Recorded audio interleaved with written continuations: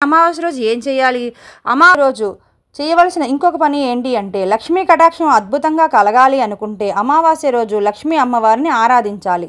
లక్ష్మీ అమ్మవారిని కుంకుమ గంధం పెట్టి ఎర్రని ఒత్తులతో దీపం వెలిగించాలి. ఎర్రని ఒత్తులు లేకపోతే ఆ ఒత్తులకే కొంచెం కుంకుమ అద్ది ఆ ఒత్తులతో దీపం పెట్టాలి.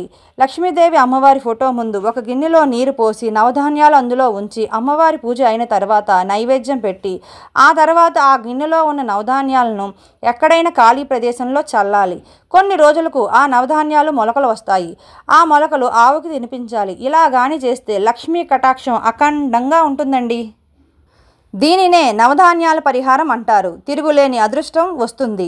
అమావాస్య రోజు ప్రత్యేకంగా చేయవలసిన పని ఇంకోటి ఉందండి.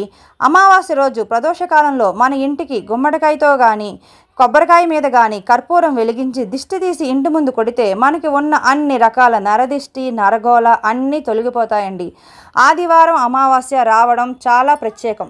సో ఇటువంటి రోజును మీరు సద్వినియోగం చేసుకొని సకల శోభాలు కలగాలని మనస్ఫూర్తిగా కోరుకుంటున్నాను. ఈ వీడియో మీకు నచ్చినట్టయితే లైక్ చేయండి, షేర్ చేయండి, సబ్స్క్రైబ్ చేసుకోవడం మాత్రం మర్చిపోకండి. Thank you for watching.